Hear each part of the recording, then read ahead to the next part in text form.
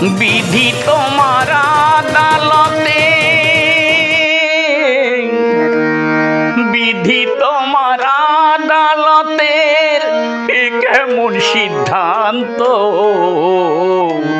যোগ্য আর অযোগ্য নিয়ে মানুষ অশান্ত, যোগ্য আর অযোগ্য নিয়ে মানুষ অশান্ত।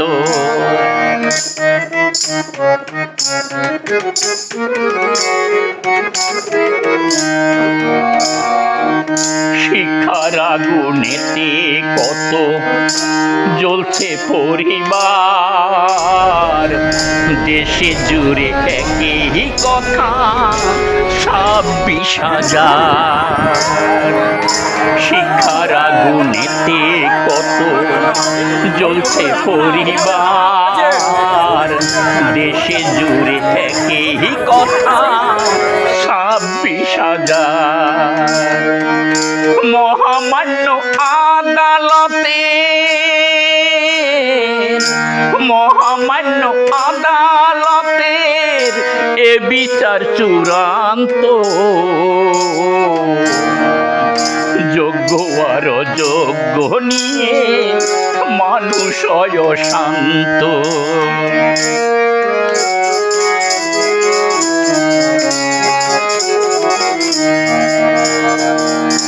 লোটা ঘটি সব হারালাম চাকরি পাবো বলে, কেউ ভাবেনি পড়তে হবে অযোগ্যর কবলে।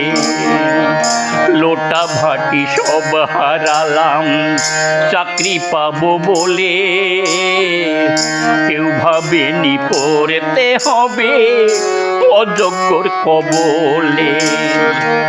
শিক্ষক ও শিক্ষিকা যারা,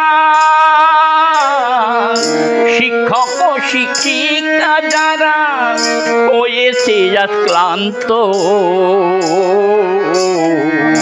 যোগ্য আর অযোগ্য নিয়ে মানুষ অশান্ত।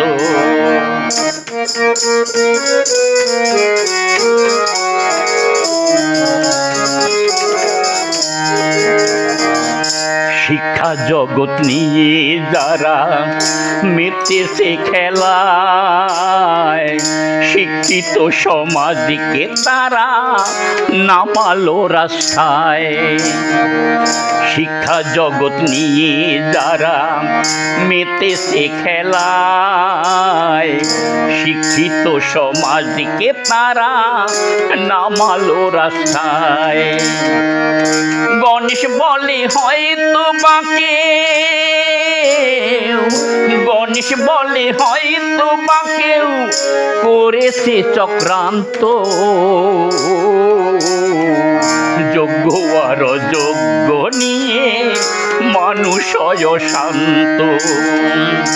বিধি তোমার আদালতের কেমন সিদ্ধান্ত, যোগ্য আর অযোগ্য নিয়ে মানুষ অশান্ত, যোগ্য আর অযোগ্য নিয়ে মানুষ অশান্ত, যোগ্য আর অযোগ্য নিয়ে মানুষ অশান্ত।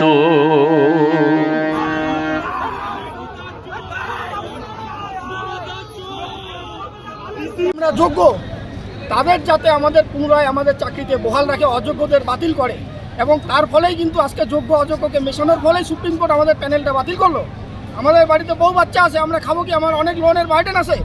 তাছাড়া আরেকটা ব্যাপার হচ্ছে, আমরা আগেও চাকরি পেয়েছি আপার প্রাইমারিতে, আমি যাই নাই, আমার অনেক বন্ধু বান্ধব সবাই চাকরি পেয়েছে, কিন্তু আমরা কেউই যাই নাই। আমরা কাউন্সিলিং আমাদের ভাইবা দিতে দেয়নি আপার প্রাইমারিতে যে আমরা 9, 10-এ চাকরি করি জন্য। তাহলে একটা চাকরি ছেড়ে এখানে এসছে, অথচ সেই বন্ধু বান্ধব অনেকে আজকে আপার প্রাইমারিতে চাকরি করছে। তো আমরা এখন কি করব? এই চাকরিটা হারিয়ে এখন আমরা কি করব? যদি বিচারপতিকে বলা হয় যে উনি আবার ল পরীক্ষা দিয়ে বিচারপতি হন, 15 বছর আগে উনি পারবেন সেটা করতে? 10 বছর আগে আমরা যেমন ছিলাম, 10 বছর পরে কি আমাদের ব্রেন বুদ্ধি সেরকমভাবে আছে কি? সে পরীক্ষা দেওয়ার মানসিকতা ওইভাবে আছে কি? এখন আমাদের সংসার হয়েছে, 10 বছর আগে তো সেই সংসারটা ছিল না আমাদের। আমরা তখন দিন রাত পড়াশোনা করতে পারছি, কিন্তু এখন আমাদের বাবা মা পুরোপুরি সংসার হয়েছে। ক্লাসের একটা স্টুডেন্ট বদমাশি করলে পুরো ক্লাসকে শাস্তি দিতে হয়। এই শিক্ষায় শিক্ষিত হচ্ছি, এই শিক্ষক সমাজ আমরা এই শিক্ষা দেব। মুখ্যমন্ত্রীর এই বিচার সুবিচার হলো। ম্যাডাম, যেটা জানা যাচ্ছে যে আপনার স্কুলে এরকম 7 জন শিক্ষক শিক্ষিকার চাকরি নিয়েছে, কি বলবেন? হ্যাঁ, 7 জন স্টাফ চলে গেছে, তারা আসছেও না। এবার পরীক্ষা চলছে, ফার্স্ট সামেটিভ পরীক্ষা চলছে, সেখানে আমাদের একটা বিশাল ঘাটতি দেখা দিচ্ছে এবং ম্যানেজ করাটা একটা খুব টাফ ব্যাপার হয়ে যাচ্ছে। কারণ পুরো তো একটা সেট আপ ছিল, সেটাকে নতুন করে চেঞ্জ করতে হয়েছে এবং করেও আমরা সমাধান করতে পারছি না, এরকম অবস্থা চলে গেছে। আপনি এটা কিভাবে হ্যান্ডেল করছেন নিজের হাতে? আপাতত আমরা পুরোটা একাডেমিককে দায়িত্ব দিয়েছি, পুরো যাতে একটা রিসেট হয় ওনাদের বাদ দিয়ে, কারণ ওরা এখনো পর্যন্ত আসেননি একদিনও। যার ফলে পার্ট টাইম আমার কিছু আছে, তাদের দিয়ে যে করে হোক আমাকে রিঅ্যারেঞ্জ করে ম্যানেজ করতে করা হচ্ছে। কতজন ছাত্রছাত্রী ছাত্রী এখানে রয়েছে? মোটামুটি প্রায় 1800।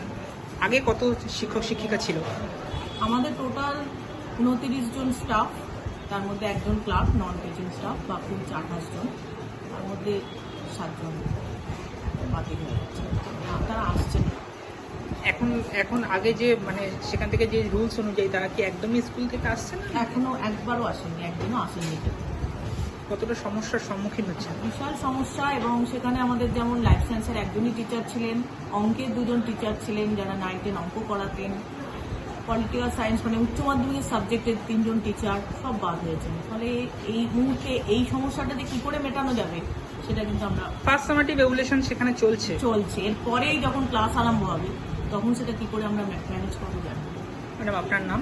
পারমিতা বাসু, এই স্কুলটার নাম? চটা কালিকাপুর সুবিধালী গার্লস স্কুল।